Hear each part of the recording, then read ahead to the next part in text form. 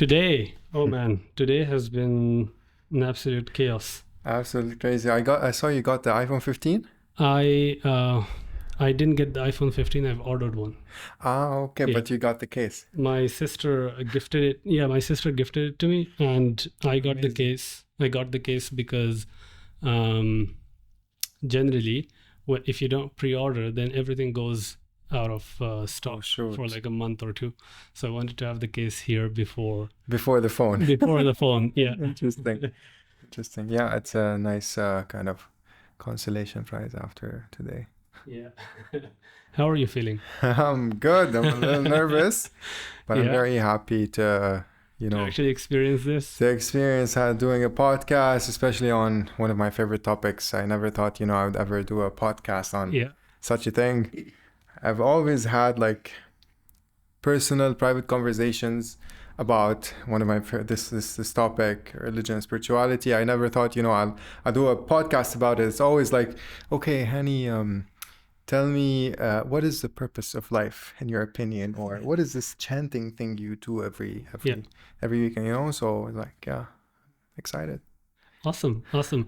Actually, ever since we have spoken about it, I've actually been super excited about like having this podcast and hearing more about this because spirituality and religion, all of what you talk about particularly, is a total sort of a new domain for me. I haven't really explored it. I would love to know more about it, and I think this is something that we all can learn from a lot more. Hi, everyone. Welcome to the third episode of our podcast. Today, I have with me here Hani Mashnouk. And Hani is actually a good friend of mine. He's a colleague, he's a good friend of mine. And today, the topic of conversation is going to be around spirituality and religion and exploring and understanding your own personal spirituality and ultimately learning from Hani in terms of what got him into this area and what's been your experience so far. Thank you so much, Annie, for joining us, and I'm really looking forward to having this conversation. Thank you. Just to start off, just tell me more about yourself. What is it that like? Who are you? What do you do? What is it that got you into this? So any sort of tell me about yourself. So I think the most important personality trait I have is curiosity, and I think this is what kind of got me into all of this. So by profession, I'm an engineer. I'm a software engineer, and I've been working in technology for the past 12 years, Yeah. and this has been one of my passions. However, on the side, I've always had a curiosity about different topics, specifically spirituality. I've always been interested in it. I've been interested in many things in my life. I'm an eclectic reader, as they say, which is a fancy way of saying I read into different topics. But spirituality has a I have a soft spot for spirituality. It has a special place in my heart. I've been discovering it since I was 16. Yeah. Wow. Yeah. So it's been a long journey. That's I never realized that you've been on this topic for like so long. Yeah. Yeah. Wow. At first, I kind of discovered my own religion, or the religion I was born into, Yeah. which is Islam. And I got into it from an early age. I started learning more through books, lectures, YouTube, anything I could get my hands on, meeting people, hearing opinions. That was my journey for multiple years. And then I felt like my curiosity was not kind of satisfied. I wanted to learn more, and I wanted to compare it to what I already know. And I got into Christianity, which is a major religion in my country, the country I'm from, Lebanon. And I got into Christianity, tried to understand the Christian doctrines, struggled a lot with that, but I was able to kind of get a grasp on it at some point. And then I got into yoga and Hinduism and the traditions of India. Those Amazing. were absolutely interesting for me. And lastly, I got into Buddhism, which has a very special place in my heart. That's the new thing that you're getting into. It's not that new. I've been studying it for the past 5 years almost. Wow. But I feel like I have a certain resonance with Buddhism, with the Buddha's teaching, and I feel like his teachings are absolutely required, especially in this day and age. So yeah, we can talk about that. Wow, amazing. So for our audience, whoever might be watching, I want to make it clear that today's podcast is not going to be about us trying to preach a particular religion or a particular idea or any of that. We basically want to explore the way that you should, whoever you are and whatever sort of religion or spirituality ideas you believe in, it's more about trying to explore those ideas and how you can approach basically understanding your own spirituality, getting a deeper understanding of where you stand, what beliefs you want to believe in, and basically going on that journey. Absolutely. Exactly, because ultimately we absolutely don't want to be trying to preach what's good or bad. This is not about that kind of a discussion. Absolutely, it's Yeah. not, Junaid. And after so many years in multiple spiritualities, I can feel like they all have a certain value and they all have a Exactly. certain teaching that you can actually benefit from. Yeah. So yeah, let's not get into the idea of proving which one is better than the other or which one is right more than the other. That's kind of Exactly. irrelevant to our discussion today. Exactly. Okay, so from 16 years of age, like how did you get exposed to these ideas?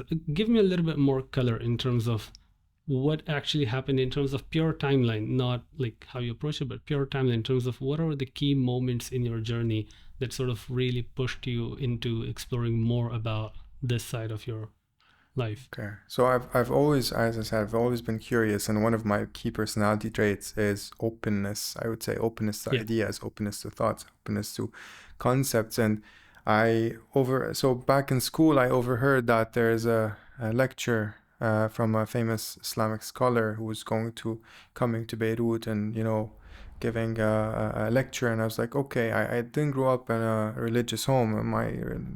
My upbringing was kind of, in a way, not too secular, not too religious, kind of just Normal. moderate, moderate, normal. And I was curious. I'm like, okay, this is the first time I experienced such a thing, an actual lecture, and I attended, and I was kind of inspired.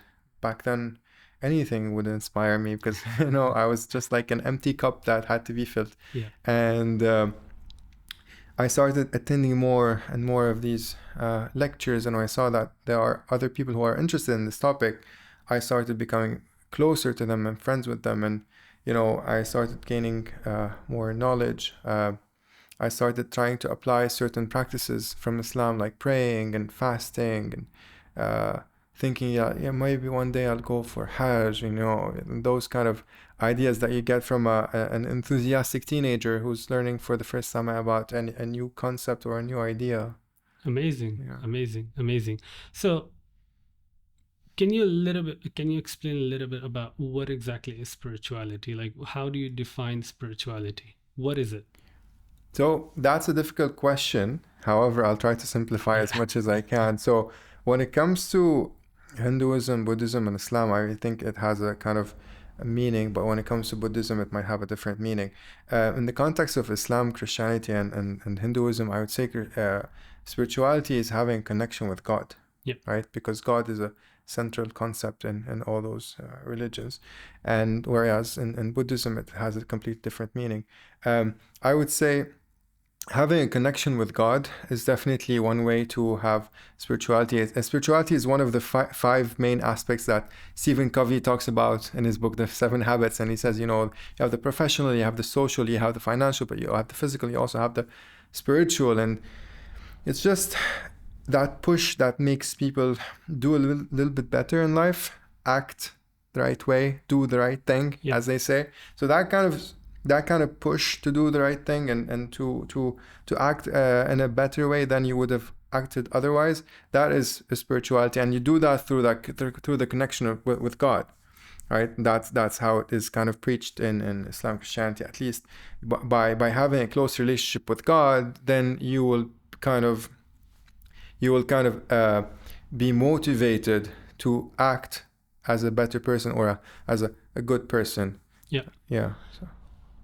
Okay, so there are two questions that I have. First one is when it comes to doing the right thing or pushing people to doing the right thing. I guess this is a part of the answer, but my question is, why is spirituality important? Like, apart from doing the right thing, in terms of personal understanding, in terms of personal awareness, why is spirituality important? I feel that people in general need a sort of connection in their life to a higher power or a divine power. You can call it God if you want. It's necessary because in the other because the alternative. So I actually took me a long time to figure this out, and I kind of took it for granted for a long time. However, I saw its value, or I saw the value of having a connection with God when I got into Buddhism, because Buddhism is an atheistic religion in a sense, or atheistic spirituality, which does not believe in God. So when I got into that kind of aspect of not having a God to pray to or not having God to connect with, I saw that even Buddhists themselves found other alternatives. And I'll tell you a little story about this. While I was studying Buddhism, I traveled to multiple Buddhist countries, specifically Thailand and Nepal. And in these two countries, they have two different traditions of Buddhism. One is called Theravada in Thailand and Mahayana in Nepal. However, if you go to Thailand and you see what people are doing in their day-to-day lives, you'll see taxi drivers. Okay, you will see taxi drivers having a small statue of Ganesh in their car. And for those who don't know, Ganesh is a Hindu god, or a concept of god in Hinduism, who has an elephant head and a chubby body, and he rides a mouse. So it's a pretty interesting concept to see Ganesh kind of worshipped in Thailand. And you would go to the stores, you would see pictures of Ganesh, you would see posters of Ganesh, people on their phone covers, you would see on the other side a picture of Ganesh. And I was very intrigued about this idea, because 96% of Thai people are Buddhist, and Ganesh is more into a Hindu god. So I had the curiosity, like after a while I had the curiosity to ask, like, why are you worshipping Ganesh? You have the Buddha himself, you have his teachings, you have his dharma, you know. And they said, I asked a man this question. He said, yes, I know that we have the dharma, I know that we have the Buddha's teachings, we respect the Buddha, we love him. However, the Buddha was a man who died 2,600 years ago, and he will not answer my prayers if I call him. So this is why I need someone to pray to, I need someone to connect with. And this is why I have to pray to Ganesh, because he is the god of success, or god of remover of obstacles. So just out of curiosity, is there a particular reason why there were more instances of Ganesh being worshipped, or I think that's more of a cultural thing. Hinduism thing, like? No, specifically Ganesh, because you don't see any other gods like Krishna or Shiva or Vishnu. You mostly see Ganesh, and I feel like it's a cultural thing. The obstacle remover, bringer of success. Interesting. Yeah. Interesting. That actually takes me to the second question which I had, which was, is spirituality and the connection with God and hope, is all of this needed for a bad day only, or do you also need it for a good day and maybe a normal day? Because generally what I've seen is people need hope and salvation and connection with that God and prayer typically when they're in a pinch. Absolutely. Where do you need that connection or that hope on a good day, or maybe on a normal day? Where do these things come into play on such? So in the Christian doctrine, it talks about having a relationship with God or Jesus. And the relationship is not only on the bad days. A relationship is something you have on the good days and the bad days, just like when two people are married or two people are in a relationship, you know, they are there for each other in both times. So this relationship that you kind of build with God is something that you nurture every day or every hour. And so in Islam, you nurture it 5 times a day through prayer, right? So you have to kind of nurture that relationship. However, the concept of a relationship is more specific to Christianity. In Islam, it is, you can say it is a relationship in a way. However, it's a more structured relationship. It's a more defined relationship. You pray in a certain way, you speak to God in a certain way. You do have the freedom, but not as much freedom as Christianity, where you can just a loving personal relationship you have with God. And when you think about speaking to God in the sense of you're speaking to someone you love or someone you have a relationship with, this is how it applies to the good times and the bad times. Of course, in Islamic Christianity, there's always mentioned the idea that people only speak to God or people only pray to God when bad things happen to them, which is expected, and kind of God already knows that. However, the trick is, or the idea is, to have a relationship that is deeper than that is in the good times and the bad times. Okay, so moving to the next part. I was born Muslim, okay, and as I grew up, I learned more about Christianity primarily through media, news, people. I haven't really dived deep into understanding my own spirituality or exploring other religions. So my understanding of religion comes from pure exposure to different religions that we have. One key thing that strikes out to me the most is when you read about Christianity, when you read about sort of other religions, the names that we have in Islam, the stories that we have in Islam, the ideas that we have in Islam, they are primarily the same. So Prophet Abraham is the same in Islam as we have it in Christianity. Some of the story details might be different, some of the narrative details might be different between different religions, but ultimately the ideas, some of them are very similar, some of them are very different. What I want to know more about is if you could walk me through your journey as you transitioned from understanding more about Islam to understanding more about Christianity, then to Hinduism, and now Buddhism.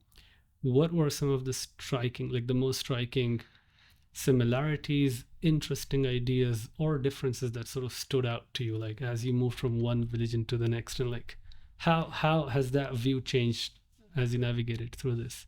Interesting. So it's difficult to do a comparison between the... I don't mean a comparison. I mean, you are the protagonist in this. You are going through this journey.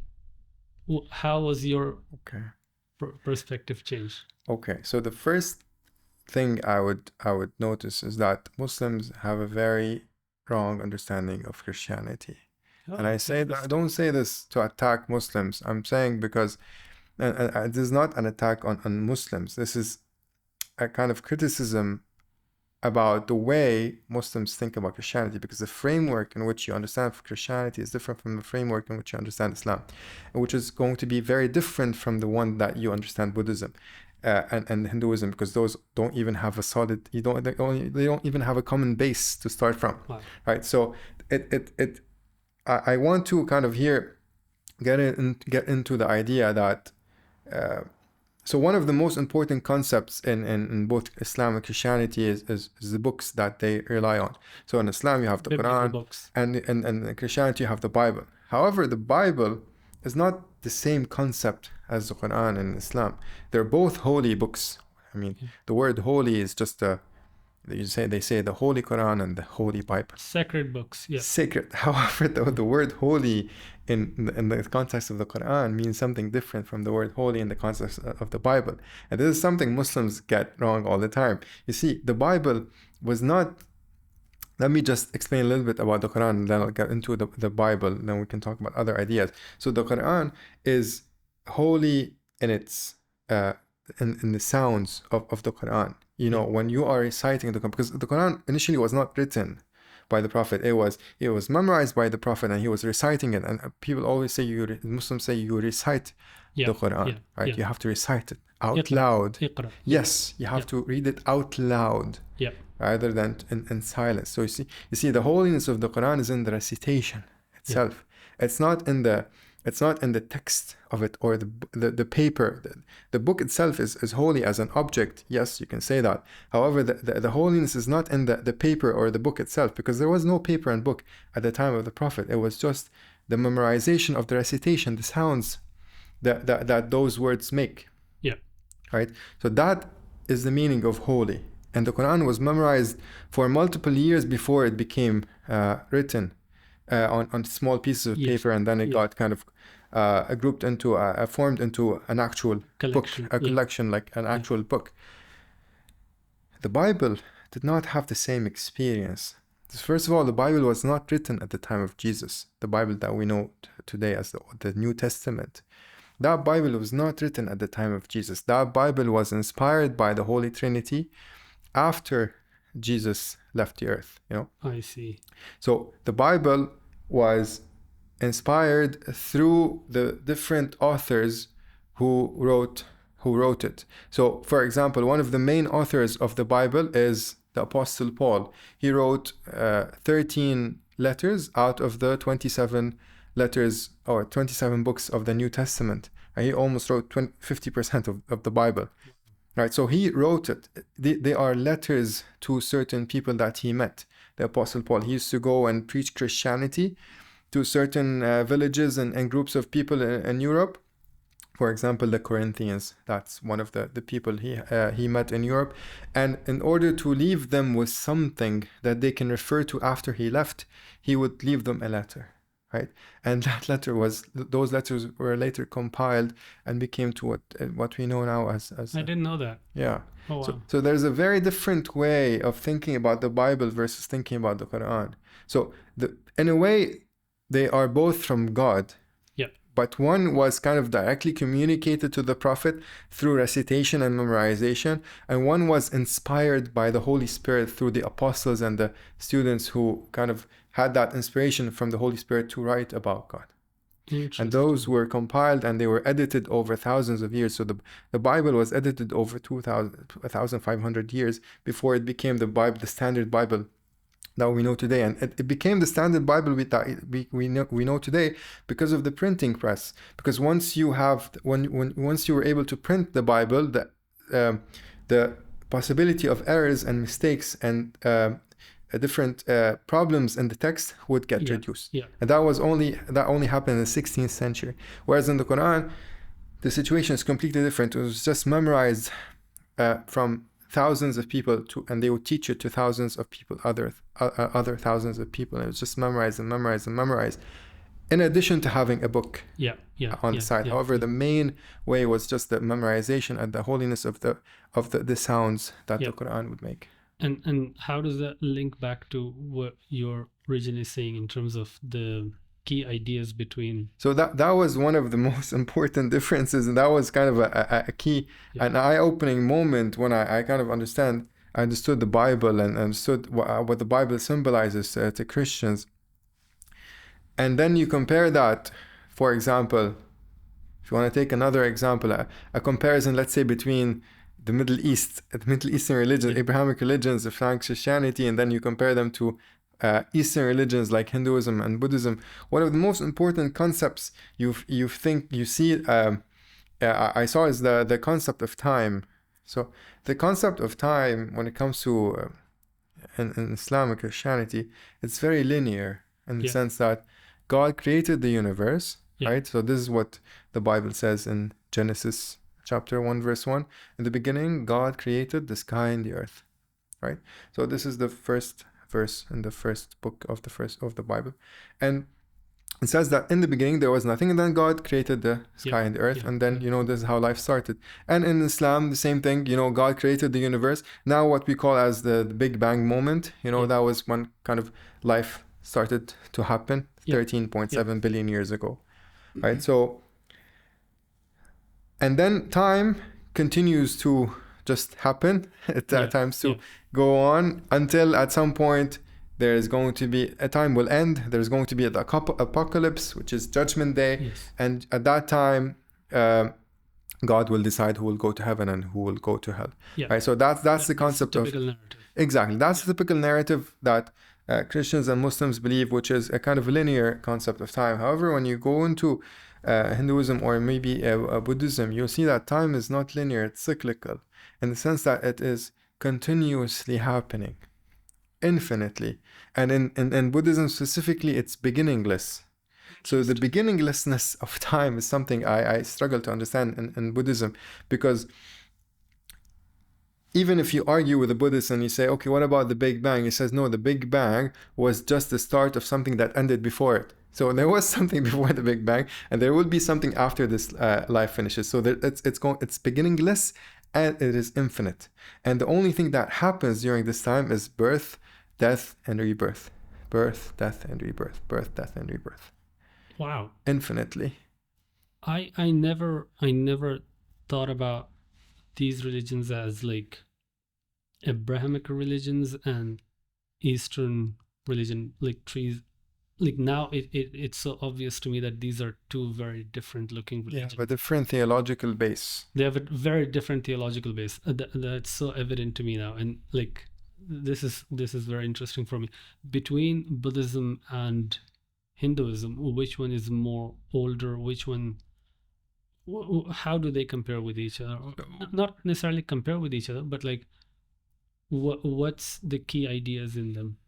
So first of all, Hinduism, I came to know later on that Hinduism is a word that was coined by the British after they had colonized India, and it's quite funny because they couldn't find something to call to give a name to the religion of the people living in India, so they called it Hinduism, right, for the sake of simplicity. Interesting.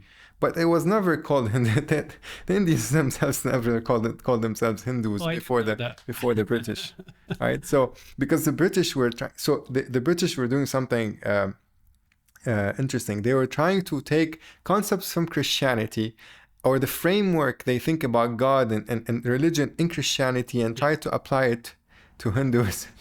And because in Christianity there's the Bible, right? Yeah. And in India you have hundreds of books, right? And you have hundreds of gods. So how can you apply the framework of Christianity on the people of India and the location of India? Right. So then they thought, okay. So first, we cannot agree that these cultures or these groups of people living in India, we cannot agree that they worship a certain god. Not in Christianity. Okay, they worship Jesus. That's clear. Although with all the difficulties in understanding the Trinity, we can talk about that later, but at least there's, a common core concept that we can rely on. Yeah. Whereas in Hinduism or the people of India, it was called Sanatan Dharma, the eternal teaching, right? Before the British called it Hinduism. And they tried to see, okay, so it's difficult to find God in Hinduism because there's like so many of them, right? Although Hinduism, I can argue, is a monotheistic religion, and this is something I can argue about. It's quite controversial, but I can explain that. They could not find a central figure, just like Jesus in Christianity, right? And the second thing they could not find is a central book, because you have the Vedas, the Vedantas, the Upanishads, and the Bhagavad Gita. You have all these sacred books. However, there was no central book, just like in the Quran and the Bible. So they prefer to use the Bhagavad Gita because that was kind of the most authoritative, the most modern book compared to the other books. However, it was not the only one. So they struggled a lot in categorizing Hinduism. So when you say that you can argue that Hinduism is a monotheistic religion, I'm just thinking based on what you're saying, could it be the case that maybe these ideas of like in that particular region, given that region historically has never ventured out of the Indian subcontinent, and I'll come back to that later, could it be that these communities developed a figure of God, and then these ideas sort of evolved from one community to the other community to the next community? Because India is a huge geography. Do you see that trend of one idea leading to another idea leading to another idea, or do all ideas in Hinduism happen in the same time frame or come from the same root basis? Or it's very difficult to find a root basis for the religions of India. But do they look like all these ideas are coming from one root basis, or they look like the gradual evolution of one another? I would say gradual evolution. However, the way you understand the different gods in India is that each god symbolizes something, in a way, a certain value, a certain idea. Some of them are considered supreme in a way. For example, if you talk about if you talk to someone who is part of the Krishna consciousness movement, they would say that Krishna is the central, supreme God. What is the word? Supreme personality of Godhead. So you can say Krishna is the central figure. However, it's very definitely. It has evolved over the years, especially when the Muslims also entered India. You'll see a lot of influence came from the Muslims, specifically on Sikhism. Sikhism is extremely monotheistic, and they say that there is only one God. You see the influence of Islam on Sikhism. However, they combine Hinduism and Islam in a very interesting way. So, yeah, you would see the influence of Islam, not much the influence of Christianity. However, you do see the influence of Islam. And of course, talking about Hinduism is very complex, and it's easier to talk about a case in point, specifically because there are so many of them. Right? If you go to the south, there are different gods, and if you go to the north, there are different gods and different ideas and different books. You know, in Buddhism, it's easy. It's not easy; it's easier. Let's say it's easier because at least we know certain books that we can rely on to get the Buddhist teaching. Yeah. We know who is the central figure of Buddhism. We know the story, at least tentatively. At least we don't necessarily know it historically. In terms of like the details of the facts, but we know where to start. Yes. Right? Okay. So is Buddhism a way of life, or is it a set of ideas, or like is it a religion more? Like how do you define Buddhism? Because I've heard people like some people might say Buddhism is not a religion, it's just a way of life, and like other people might say that Buddhism doesn't have a concept of God or like somebody to worship, but it's basically the way you should think about life. Or how do you define so that? Yeah, that's definitely a controversial topic, a debatable topic, whether a religion considers itself a religion or a spirituality or a philosophy even. And there's a very modern idea that is trending nowadays, which is called secular Buddhism, which is a kind of secular version of Buddhism, kind of the Buddhist practices without the Buddhist theology. Right? So I would say that because we're having secular, you can take from it what you think is appropriate for you, and that I think would be the best approach. Because Buddhism has very deep ideas, especially about human psychology. There's an area called Buddhist psychology that people are now kind of studying to see how the Buddha was able to kind of come up with ideas such a long time ago that are applicable to today when it comes to the power of the mind and how the mind controls our life and how we see life and all of that. I would not categorize it. I would say whatever the person needs, let them have it if they need. But let me tell you something. If you're getting into Buddhism, it's very important for you to know that it's very different from everything, all the other things. If you're a Muslim or Christian or a Hindu, this is completely different. Okay. In what way? First of all, it's a kind of intellectual religion. So it's based on lots of philosophy, right? Okay. I feel that Buddhism in general is like some concepts are university level kind of ideas, especially like the Four Noble Truths that you find in Buddhism. And I heard monks say that, this is not something we teach to the young monks. This is something we teach at, 18, 19-year-old monks who are now intellectually mature enough to absorb or to understand the ideas of the Buddha, like the Four Noble Truths. It is an atheistic religion, which is an oxymoron in a way. An oxymoron is a word that has a meaning, however, it has the opposite of the meaning in the same word. So it is an atheistic religion in the sense that there cannot be God in Buddhism. And there's a tradition or there's a quotation about the Buddha being asked if there is a God, and the Buddha says, I'm not sure if there is God, however, I'm sure about the fact of suffering and the existence of suffering.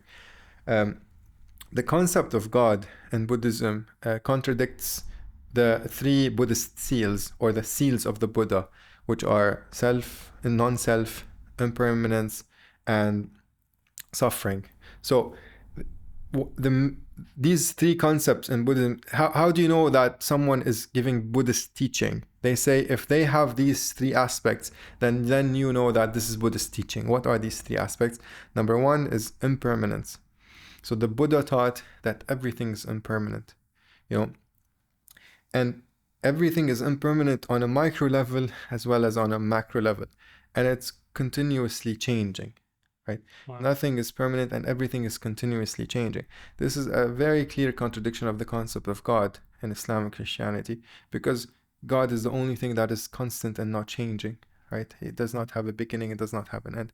That's the first contradiction. The second contradiction is the idea of non-self. So the Buddha taught that there cannot be something called a self, or what they call sometimes the soul, because he believes in what they call interdependence of being. Nothing can exist on its own. Nothing can exist. Nothing can have self-existence. Everything is existent depending on something else. Wow. Right? So because there's this famous philosopher Nagarjuna, one of the most important philosophers in Asia. Even he's on the same level of as Confucius. He said that he kind of thought that non-self, or the interdependence of being, can be simplified in saying that this is because that is, this is not because that is not, which means that there's always a reason that is happening before something else happened.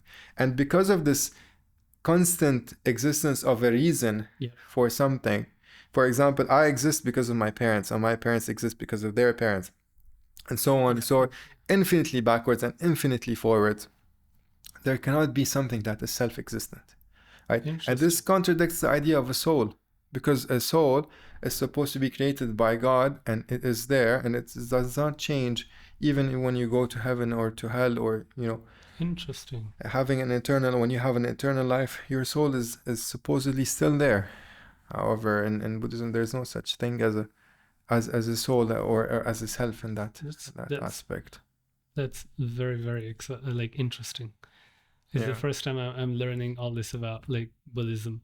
Do they have a concept of life after death, or hell or heaven? Yeah. So back to that concept. Back to that concept of cyclical nature of time. In Buddhism, time is beginningless and it's infinite. However, time is cyclical in the sense that it just keeps continuing in cycles. I exist now, where I'm born now, and when I die, the stream of consciousness will go to another being based on my karma. Karma is the kind of the formula, or the magic power that decides where I'm gonna go to in the next life. Yeah. Right. So this cycle continues infinitely except in one condition, which is I attain Buddhahood or Nirvana or enlightenment. Once I attain Buddhahood or Nirvana or enlightenment, I can escape the cycle. This cycle is called samsara. So once I attain Nirvana, I can actually escape the cycle. And this is the purpose of life in Buddhism. It's not to go to heaven or to hell. It's to stop the cycle of birth and rebirth. Right? Wow. And how is that different from, I believe, a similar concept in Hinduism? Like, Hinduism also has this concept of birth and rebirth. Yes. However, birth and the word rebirth is more specific to Buddhism. And Hinduism specifically, for example, if you study Krishna consciousness, they use the word reincarnation rather than rebirth. So there's a technical difference between reincarnation and rebirth. In Hinduism, maybe according to the Bhagavad Gita, a human body is like a piece of clothing that you wear for a certain amount of time, and then you take it off, and that's when you die, and then you wear something else, and that's when someone else takes another form of life, a reincarnation, right? However, this entails that the same soul is just changing clothes. Okay. Right? Okay. You're just the same soul, you're just moving from one life to another. In Buddhism, there's no such thing as a soul. There's no eternal self-existent soul. It is just a stream of consciousness which you have now, and is moving to another to another being in a different life. I love your choice of words when you say it's a stream of consciousness. Um, and I can picture why it would sort of say that particular language. Um, does it talk about consciousness on an individual level, or does it talk about consciousness of the universe as a whole? So the Buddhists are very picky about their words. And I was having this discussion, we were in a discussion with a very smart nun um, back in Nepal, and there were some philosophy students who were asking her questions, and some students were asking questions using words that were not Buddhist, right? And she said, when you are speaking to me, make sure that you use Buddhist words, because we as Buddhists, we take our words very seriously. Do not use the word reincarnation in the place of rebirth. Do not use the word soul in the place of a stream of consciousness. Be very careful about the words I use, because this is very critical to this is what differentiates Buddhism from other spirituality. So just back to your question, the concept of consciousness is very complicated. It can take hours to discuss consciousness. Consciousness in Buddhism is the mind itself. Yeah. It is what you have, that what brings you life. Because there's no such thing as soul. It is what brings you life, and consciousness and the mind are synonymous in Buddhism, and they are usually and you can get into details. Like, for example, a human being has consciousness, but does a cat have consciousness? Does a tree have consciousness? And you can get into these kind of nitty-gritty details. However, the main discussion is if you ask about specifically the case of human beings.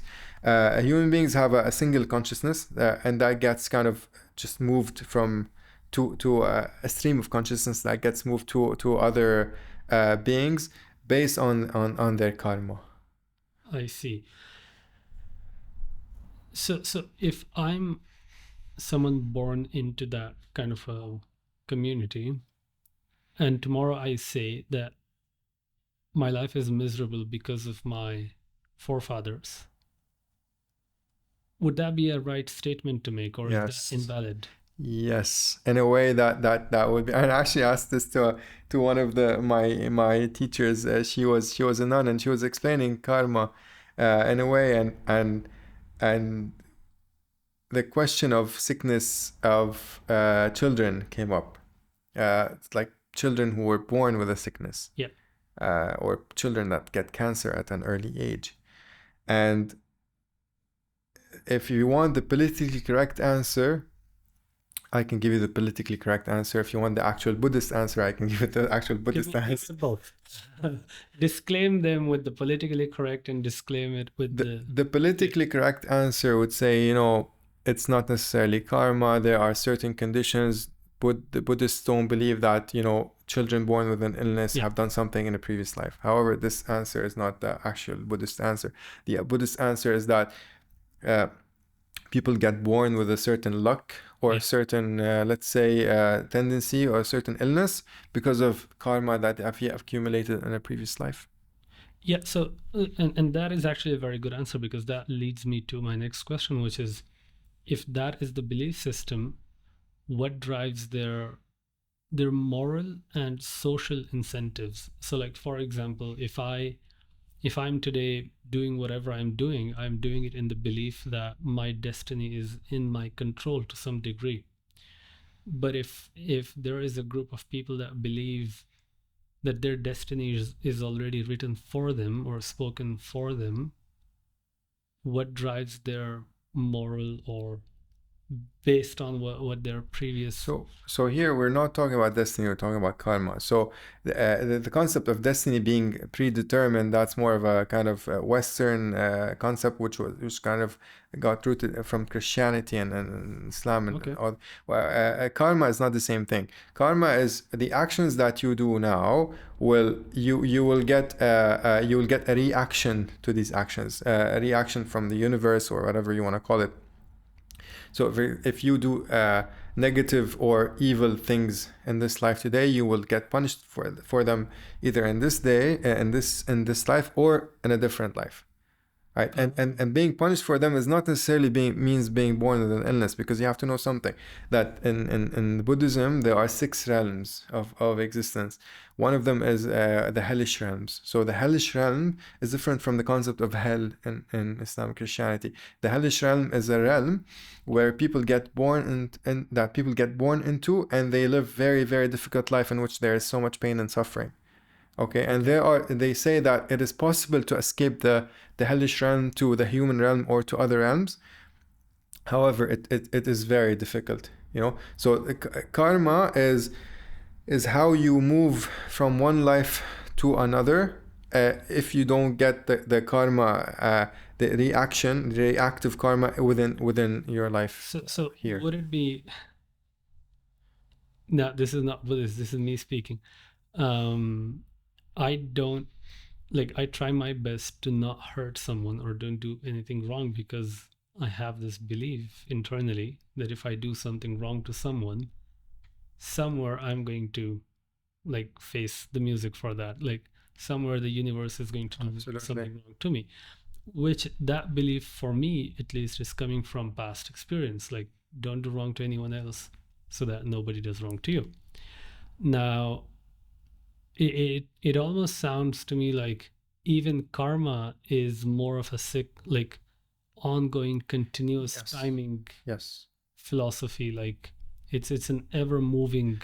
Karma is one of the theological concepts in Buddhism, because you cannot have the cyclical existence of time without karma, because the karma is the driving force that decides, how you're gonna be born, when you're gonna be born, in which form, in which realm. Are you gonna be born as an animal or as a human or as a God, because there is a kind of heavenly realm in Buddhism as well. However, it means something different from God in Christianity and stuff. So this is the machine that decides all of that is karma, and the difference is that it crosses the span of one life. It's just across all life infinitely. You mentioned 7 realms. 6, 6, sorry. Apart from the hellish, what are the other realms? So there's the hellish realm. There's the realm of hungry ghosts. Yeah. There's the realm of animals. Sorry, if you could also provide a description. Yeah, so the realm of hungry ghosts is a realm which is similar to the hellish realm, but they are not suffering as much. So in the Buddhist scripture, they describe the beings living there as, for example, drinking water and never getting their thirst quenched.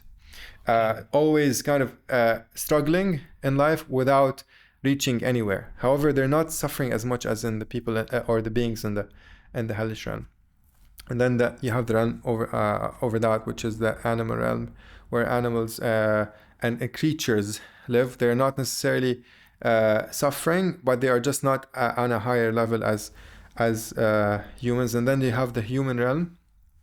And then you have the semi-gods and semi-gods realm and the gods realm. So who are the semi-gods and the gods? Those are it's even in Buddhist scripture, it's very difficult to understand these realms, especially coming from, because the word God, the realm of gods or semi-gods, does not mean the same thing as God, as the creator and the creator or the ever eternal God that you have in Buddhism and in Christianity and Islam. They are just people who are enjoying, they're just beings who have an amazing life, or they're not necessarily, it's called the heavenly realms.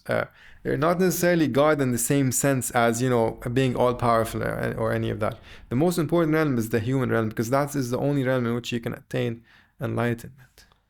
And what's the life goal of a monk? Who are monks? What are they trying to achieve? So monks are trying to achieve nirvana or enlightenment, and they are not trying to achieve it in this life. So this is why you see them not being in a hurry to to achieve nirvana, because they know that it's most probably not coming in this life, right? So, and they are working towards hundreds, if not thousands, of lifetimes to achieve nirvana or Buddhahood. The concept of nirvana, or maybe we can talk a little bit about this now. So you have to understand the Buddha's life before you can talk about nirvana. So the Buddha became an ascetic at the age of 29 after being a prince all his life. He became an ascetic and decided to go wander and see the truth of life. And after 6 years of wandering, the story goes that he decided to, and during these 6 years, he tried multiple spiritual practices like self-harm and starvation, and all difficult spiritual practices that he thought were helping him kind of realize what life is. And then the story goes that he meditated under a Bodhi tree, and then he reached enlightenment. Enlightenment in the sense that he came to know the truth of life. And in his first discourse, what is called as the discourse on the turning of the wheel of the Dharma, which is the first lecture or first discourse or first sermon that the Buddha gave to the people that he was speaking to during the 6 years. He went back to them and he told them, I found the purpose of life, in a sense, or I found the answer. And he said that I found, and that is what we call now as the Four Noble Truths. He said there are four truths. The first truth, he said, is that it's called the truth of dukkha, or the truth of suffering. Now you can see lots of mistranslation these days of the word dukkha or suffering. Many public intellectuals translate this as life is suffering. However, this is not what the Buddha meant. The truth of dukkha, or the truth of suffering, means in this life there is inevitable suffering. And the word suffering can also be expanded to include frustration and mental agitation. Not necessarily suffering in the sense, because when you say suffering to a Christian audience, they will feel that suffering is just like the suffering of Jesus on the cross. However, this is not what the Buddha meant. He meant mental agitation, frustration, dissatisfaction, and physical suffering. Because if you just read what he said afterwards, he said, birth is suffering, death is suffering, attachment to something you don't like is suffering, detachment from something you like is suffering. Wow. So he gave it a kind of more expanded meaning. So that was the first truth, just very quickly, the truth of suffering. Then he said, the second truth is that he knows that this suffering is due to attachment and desire. And he knows that this is why we have this. When we have expectations, when we have a certain attachment, we get in return, we get the suffering or mental agitation or dissatisfaction. And then he said the third truth is that there is a way to overcome this. Now, in formal traditional Buddhist books, they call it cessation of suffering. Okay. Modern Buddhists, modern monks, they like to call it happiness. Because they're saying, cessation of suffering is the same thing as happiness. I tend to disagree. I think if the Buddha wanted to say happiness, he would have said happiness, right? So I don't think this is I don't think he wanted to say happiness. But I think in the hope of making Buddhism sound more trendy or more secular, let's say, to a Western audience or to a modern audience, they like to say, the Buddha meant happiness. I don't think so. But why do you don't think so? Because, first of all, if he wanted to say that, he would have said that. Number two, a cessation of suffering is not the same as happiness. The Buddha does not promise. He is not saying that he found he found the cure to happiness, or he found the reason for happiness. Even the Dalai Lama, if you read his book, sometimes he says the Buddhists believe in that the purpose of life is happiness. I'm not sure about this concept. I feel that the cessation of suffering means the Buddha has found the cure for stopping this mental agitation, frustration, and dissatisfaction. And this is the third truth. And then he says how he kind of came up with the system. The fourth truth is the concept of the Eightfold Path, the eight steps that a committed Buddhist has to follow in the path of the Buddha in order to achieve nirvana and to achieve nirvana and to end the suffering, not necessarily to attain happiness. Okay, previously in like earlier, you were talking about how there are four noble truths. I remember you said something along the lines of there can't be no God in There can't be a God. there can't be a God. What were like those were four truths? These are called the seals of the Buddha, in the sense that Okay. Buddhist teaching, you can know that this is Buddhist teaching because it has these three teachings, these three aspects of the teaching, which is impermanence, non-self, and suffering. Oh. If you see someone who is teaching these ideas, that you would know that they are teaching the Buddhist teaching. Oh. The indicators of this is how we know that these are the indicators of they use the word seal because back in the day when they were doing the translation of you have to know that something about the Buddhist texts, but I'll talk about the different books. Buddhist texts were originally written almost 200 years after the Buddha. They were originally memorized, just like the teachings of the Prophet Muhammad. They were memorized initially in Islam. They were also memorized by the monks in the first 200 years. And then they were written in Pali and Sanskrit. Wow. 200 years later. So Pali was a language that is similar to Sanskrit. That was also known in Asia at the time. It's not very known today, but it is known because it is one of the scriptures, the critical scriptures or the central scriptures of Buddhism, specifically Theravada Buddhism. They follow the Pali scriptures. Then there's also the Sanskrit scriptures, and the way they know which teaching is accurate or which teaching is not necessarily accurate is by comparing the same approach that they did with the Bible at the time. When you had different letters, when you had different letters or different versions of the same letter, you would compare and see what are the common things between them. And then when you see a common idea or a common thought, you would know that this is actually Christian teaching, or you know that this is Buddhist teaching. Because back then they didn't have the ability to mass produce versions of a certain book or a certain letter. They had to actually do it by hand themselves, right? And because by comparing Sanskrit writings with Pali writings, you would know like what is the actual writing. And so I was saying this because the seal the seal of the Buddha, and this was in the sense that when you have an envelope and it's like the stamp that you put on an envelope to know that you actually wrote this letter, or this is something for your own company or your own personal, for you yourself, so this is kind of like, just like the stamp is on an envelope, an indicator that this is from you. These teachings are like an indicator that these are Buddhist teachings, and a lot of things are done in the translation. You will see that. What I'm finding so fascinating here, you are coming from computer engineering background. I have a good sort of understanding of that.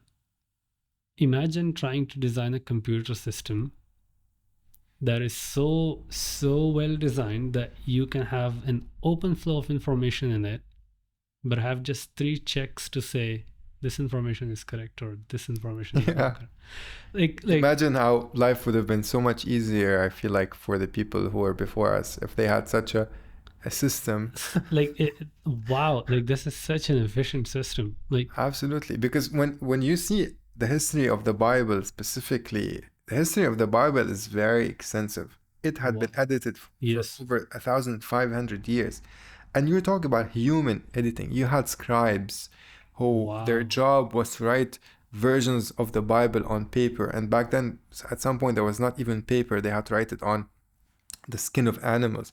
Right? So you had to scribe it by hand and write it and maintain it and make sure that it stays. And then people had to actually had to read it. And then later on, people were comparing different versions and seeing which version has different, because, for example, if the New Testament is made up of 4 Gospels, right? You have Mark, Matthew, Luke, and John. the famous story of the prostitute who came to Jesus, and the Jews who caught this prostitute and told Jesus, that this is a lady who has committed adultery and we should stone her to death. And then Jesus says, for those of you who are without sin, let them stone her to death, in the sense that none of you is without sin. So don't try to act self-righteous in front of me now by trying to accuse someone who has committed adultery or prostitute. So this story is only found in the Gospel of John. Right? So you can see that different Gospels take a different aspects of Jesus' life, right? So we see one gospel that is only focusing towards the end of Jesus' life, whereas other Gospels are not. So different versions, different stories are in the Gospels, but they are all inspired by the Holy Spirit, and this is why they say that they are the Word of God. Wow. This is all so fascinating. Which regions are sort of the primary followers of Buddhism? In Asia, so there are around 500 million followers. I mean, just general geography. You have Sri Lanka, India. It kind of got extinct from India in a way. Thailand is definitely a major country. China. Why would you say it got extinct? Maybe for political reasons, I would say. You can see the influence of politics in across all of these religions. The influence of politics was huge on all of them. But India was like the birthplace of Buddhism. The Buddha himself was born in a kind of location in the north of India, northeast. It's actually technically it's in Nepal now. It's called Lumbini, which is and Nepal is kind of just like on the border in India. But he gave his first sermon in Bodh Gaya in India, and it is and Bodh Gaya is one of the holy places of Buddhism. It's in India, right? So probably there are historic reasons why kind of Buddhism was no longer practiced in India, but it's practiced in China, Tibet, of course, Nepal, Thailand, Sri Lanka, and different versions, of course. Yeah. And so, so China and Japan especially, do they practice a form of Buddhism, or do they have their own religions? Or so in China, there's Zen Buddhism, which is a branch of the Mahayana tradition of Buddhism, which is practiced in Tibet and Nepal. However, in Japan, they have the Shinto religion, which is a combination of so many different things, animism and different other religions. Shinto. So in Japan, it's not they don't follow Buddhism; they follow their own kind of made up kind of religion. However, in China, you have Zen. And then you have, so there are two main branches. Kind of like in Islam, you have the Sunni and the Shia, and then in Christianity, you have the Protestant and the Catholics. And of course, within them, there are separate sub-branches and all that. In Buddhism, they have two main branches. You have the Theravada and you have the Mahayana. The Theravada is considered the vehicle, the tradition of the elders. And that tradition is more common in Thailand and some parts of Sri Lanka. They rely more on the scriptures which were written in Pali. The Mahayana was a kind of tradition that came afterwards. One of the main differences between them is that in Theravada Buddhism or Theravada tradition, you are attaining enlightenment for your own self. It's more towards your own self. You're doing it for yourself. Whereas in the Mahayana tradition, there's an emphasis on helping others and attain enlightenment, and sometimes delaying your own nirvana, your own enlightenment for the sake of helping others. There's a huge emphasis on helping others before helping yourself. Wow. Yeah. Wow. Coming to Hinduism, what are some key ideas in Hinduism as a religion? Collective. It's very difficult to say that about Hinduism, because there are so many books and so many gods and so many ideas. If you take the Bhagavad Gita, and the Bhagavad Gita itself can be read from different perspectives. Yeah. If you read it from the perspective of someone who's into Krishna consciousness, you would see that Krishna is kind of teaching Arjuna in the book about the different values that he's supposed to have. The value of not, for example, the value of not killing. Right? So this is why you see many of the followers of Krishna to be vegetarians, right? So, for example, this is a value, and of course, living a virtuous life in general, not stealing, not killing, not committing illicit sexual relationships, and so on and so forth. So you would see that, but you always have to take a case in point in Hinduism, because it's very different across different religions. I guess that's mainly the reason why we didn't also touch a lot on Hinduism today, because it is just so wide. Absolutely. Like, it's so diverse, it's so wide. There, in terms of the communities that follow it, and then B, in terms of the ideas that it has. So vast. It's extremely vast. Are there any other questions that I am not asking, like, or something that you would want to share about your experience and journey throughout this whole sort of exploration of your discovery? I think from all of this, I can give some, let's say, recommendations or some advice, which would be, I would recommend for someone to have a sadhana, which is a kind of Sanskrit word which means a spiritual practice. So having a spiritual practice reinforces the process that we were talking about earlier, which is having a connection with God or with the divine, whether it's through prayers in Islam, or speaking to God in Christianity, or going to the Sunday Mass, or going to the temple in Hinduism, or practicing meditation in Buddhism. I feel like this is a very important, and having any spiritual practice would add value to someone's life. Of course, it adds value in different ways. Meditation is not the same as prayer, although I feel like many Muslims kind of confuse those concepts and say, in Islam we have meditation, we have prayer. I'm like, no, it's not the same thing. What is actually meditation like? Meditation has multiple techniques, right? It's a central practice, specifically in Buddhism. If you take the practice of mindful breathing meditation, which is the practice of just focusing on the breath, just slowing down, stopping the kind of normal.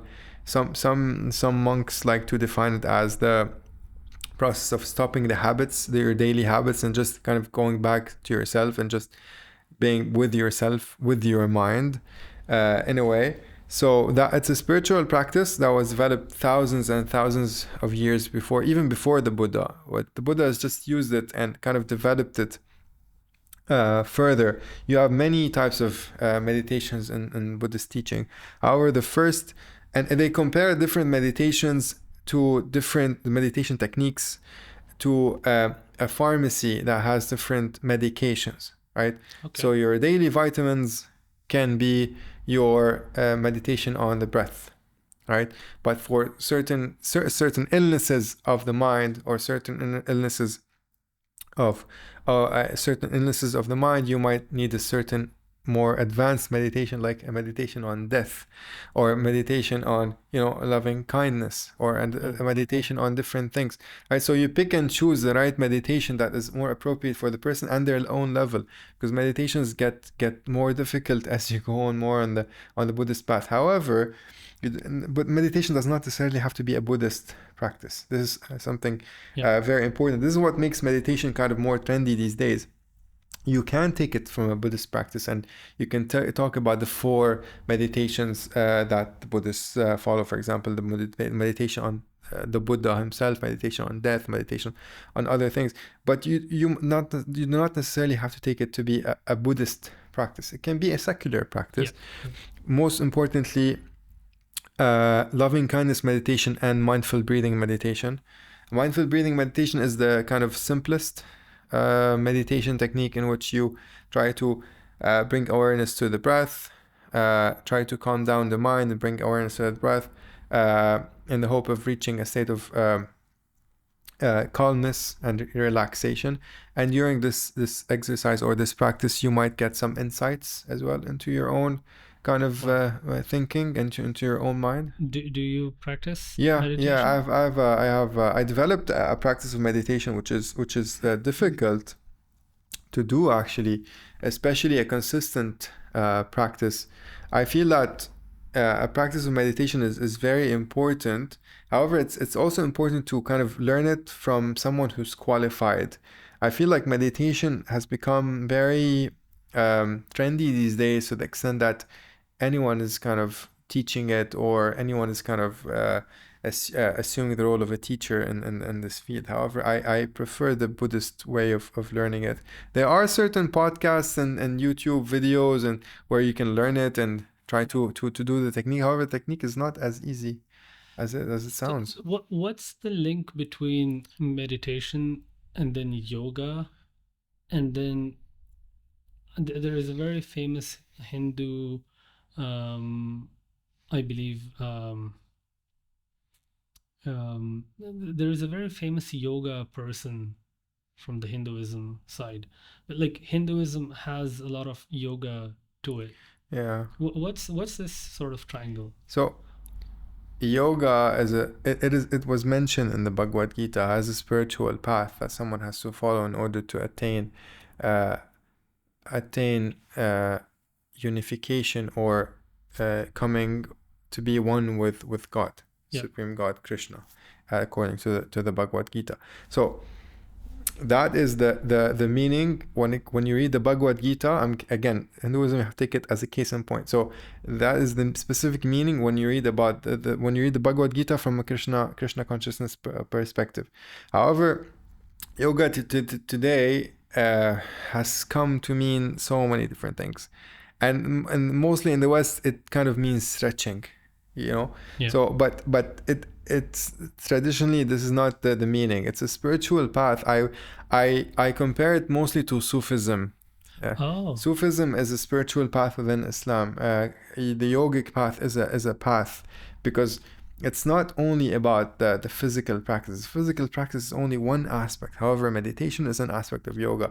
Making sure that making sure you don't kill is an aspect of yoga. This is why you see many who is to be vegetarians. You have to do certain breath work. You have to do certain meditation, certain concentration, in order to achieve this unification with God, according to the Bhagavad Gita. But now these days, it's more just done as a kind of physical practice, mostly stretching, and taken to be very secular.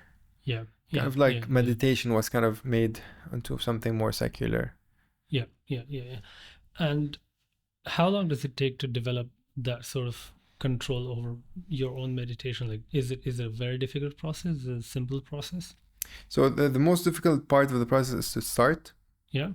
But once you get into it, it fluctuates your ability to, because the mind is very tricky. The mind, if you sit with yourself, you will see how difficult it is to control the mind, or to even just look into it, because it tells you all the stories that you have in your head, right? So that's the power of the mind. This is why the Buddhists have put a lot of emphasis on the mind. It's all about the mind. It's never about God or the Buddha himself. The Buddha is important, but it's not. It's all about, the Buddha tells you have to look inwards. You have to look inside yourself and know the answer yourself, because what's going on in your mind, you can only know what's going on in your mind. No one else can know that, not even your teacher, not even So it's important to just start a practice, specifically the most basic way of meditation, which is mindful breathing. Yeah. Right. When you develop that for a few minutes, and then you keep building on that, and building on that, and building on that. I would say loving kindness meditation is also one of the most important or most powerful meditations you can experience. There are certain videos on YouTube that can help you with that.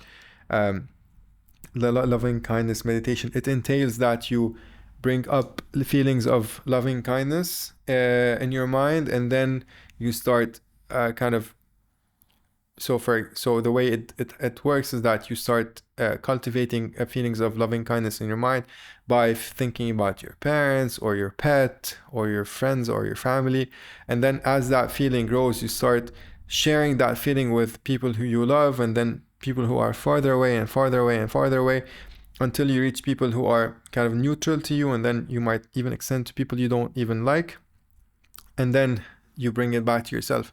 So that exercise, that meditation on loving kindness can be very powerful to a practitioner. However, it's not like it usually they don't recommend it to be done like every day. It's not like the vitamin you have every day, that's kind of given. And it depends on the person's personality and their kind of tendencies. If someone has a problem with, an anger problem, or an issue with this, he has a certain psychological problem, loving kindness meditation might be a good meditation for him or her, whereas your daily vitamins can be just a mindful breathing meditation. You mentioned Sufi Islam.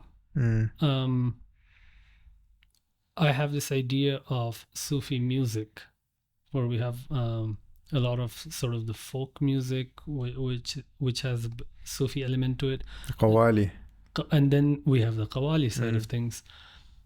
Do you have any idea if Sufi music is a part of Sufism, or is this something that was added on? I feel many aspects of Sufism were kind of influenced by other traditions and cultures and religions in which Sufism spread. I believe that Sufism was influenced a lot by Hindu practices that were common in India at the time, and the Sufis have this practice of Islamizing certain practices that they like.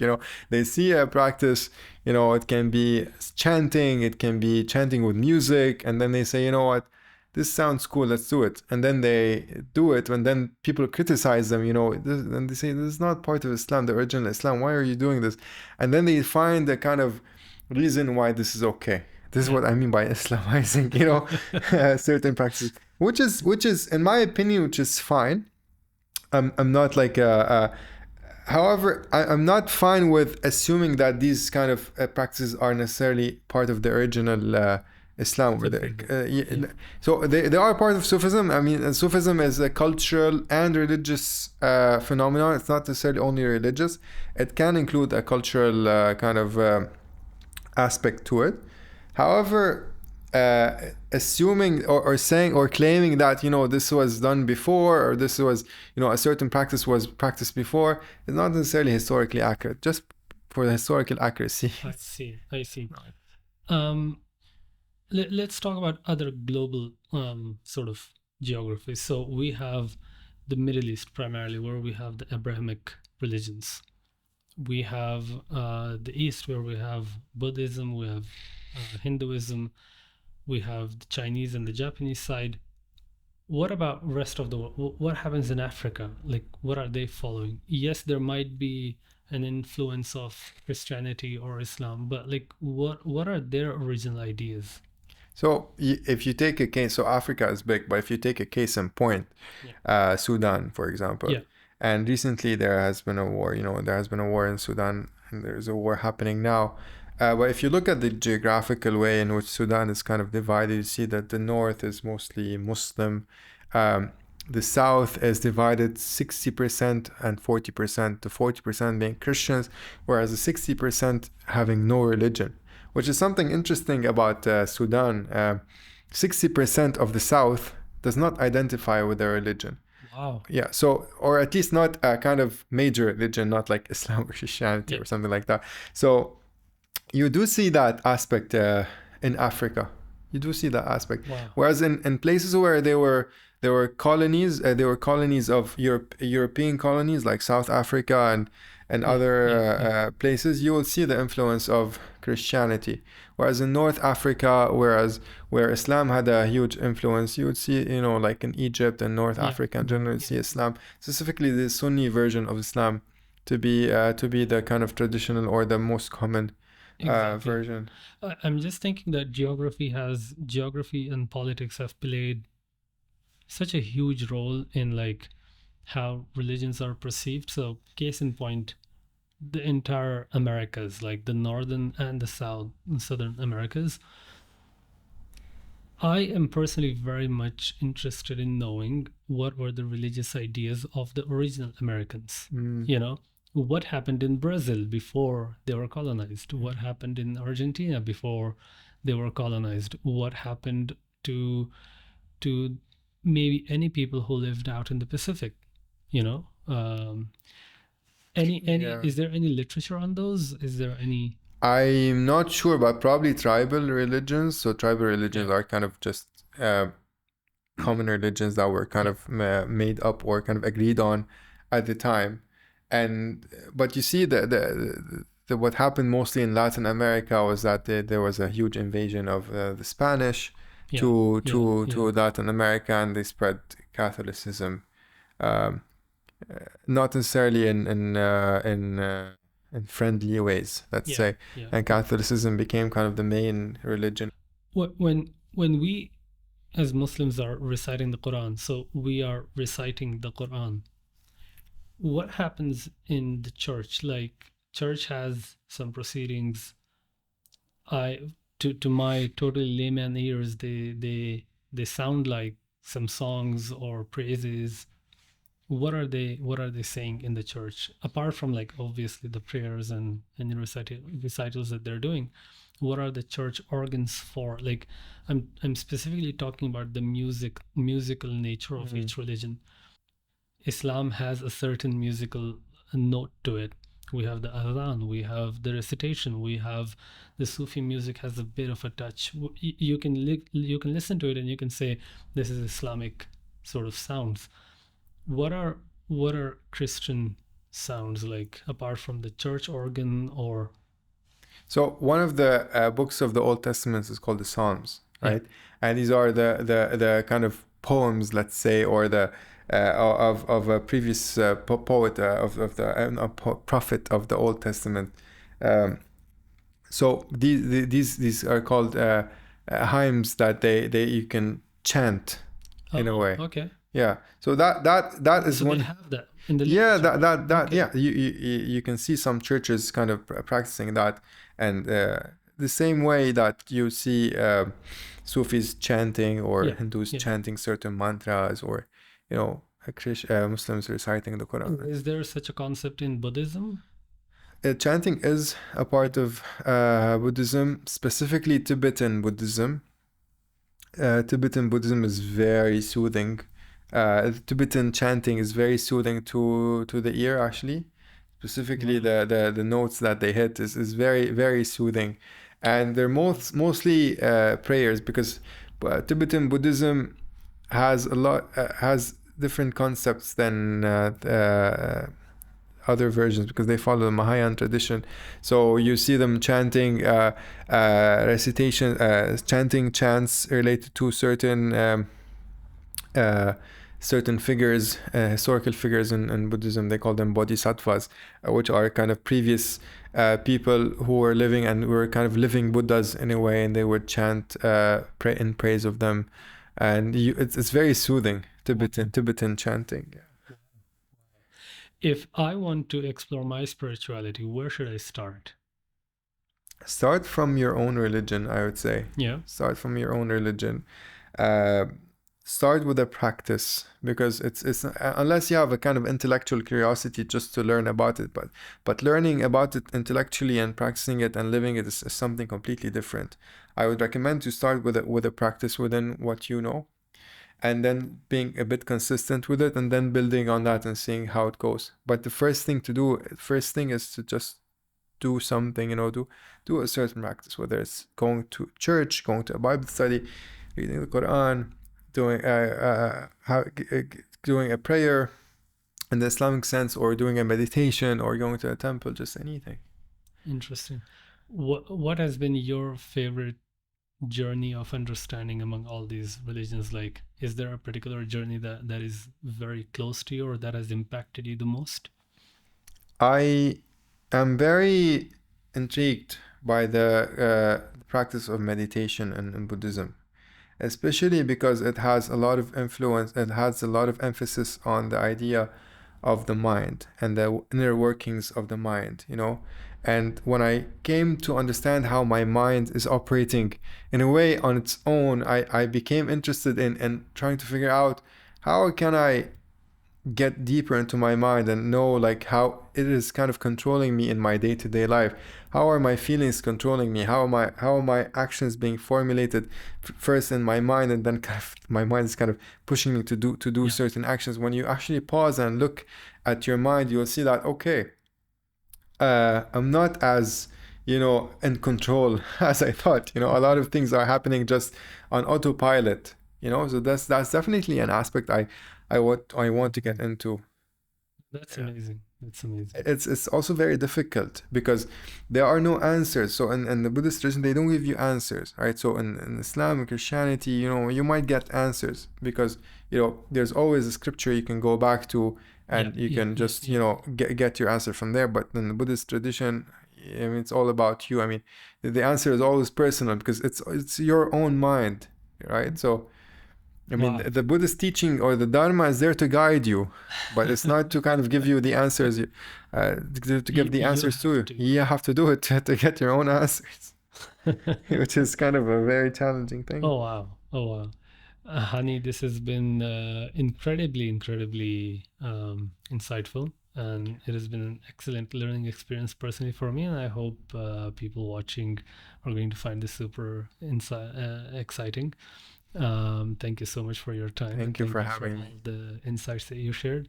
Thank If you. there is anything you would like to share, please go ahead. Thank you for having me, Jane. It was an interesting conversation. I was saying earlier, maybe before we started recording, that I don't usually share my thoughts publicly. It's always, you know, either a kind of private conversation or, you know, just a quick chat, or someone has a specific question, you know, like they ask me, Hani, what do you think is the purpose of life? Or what is this Kirtan thing you attend every weekend? You know, so it's always like a specific question. But today I like having the freedom to express, you know, my thoughts openly. That was a wonderful experience. So thank you for that. It certainly was. And like throughout the podcast, there were so many other questions that I wanted to get into, like the Kirtan, for example. Yeah. Kirtan is what, so I followed Hani on Instagram, and the first thing I see is Hani joining a Kirtan. And as I watched him through like multiple weeks, Hani would do that pretty consistently, and that is when we started having this conversation about his interest in spirituality and religion. And now that since we have touched upon Kirtan, I think it is good if we share what exactly is a Kirtan. And you see, there are questions upon questions upon questions. Okay. I feel the last time I had a discussion with someone on meaning of life, we spent like 4 hours. Yeah. So I think there is certainly an opportunity to have another podcast in some time, but Absolutely. but for now, I think we should actually explain what the kirtan is. Kirtan is a practice that was kind of restarted or kind of reintroduced around 500 years ago. It is the practice. Yeah. Oh, wow. Is the practice of using a mantra. A mantra is a kind of what you say, kind of a holy kind of sentence, or not a sentence, just a phrase that you keep on repeating. The difference is that Kirtan uses music in addition to this mantra. So it's a type of meditation, but instead of sitting in silence and watching your breath, you are sitting in silence and repeating the mantra. That is.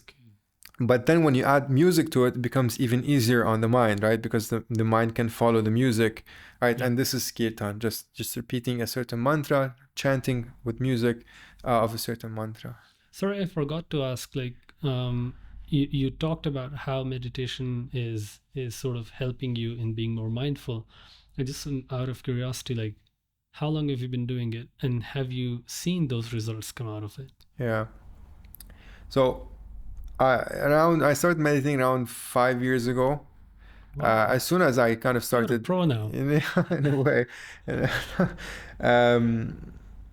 I started with silent meditation, mindful breathing meditation, but then I found it too difficult on my mind. You know, sitting in silence is not as easy as it sounds. And then I discovered Kirtan, which is a kind of meditation, but it involves a mantra and music, which Yeah, is easier yeah, for yeah, me to adopt. And I was consistent with that for almost 3 years and a half. But now I'm moving back towards silent meditation. I feel like, no, I'm more ready to do the silent meditation again, mindful breathing, loving kindness, meditation on death, or any kind of silent meditation that does not have any kind of music or mantra aspect to it. Um, Definitely, the length of the meditation or the practice of meditation is more, it's shorter in the when it's silent and it's yeah, more yeah, yeah, boring, let's say. Kirtan is, fun. You're just enjoying it. You're just enjoying the music. Yeah, but I mean, it's nice to see different types of techniques yeah, yeah, yeah. and seeing which one works for you. You know, because there is no right or wrong here. Just what works for you. Awesome, awesome. Thank you so much, Hani. Thank you. This has been wonderful, and I will be looking forward to having another episode Me of too. this. Thank you so much, Ian. Thank you. Thank you.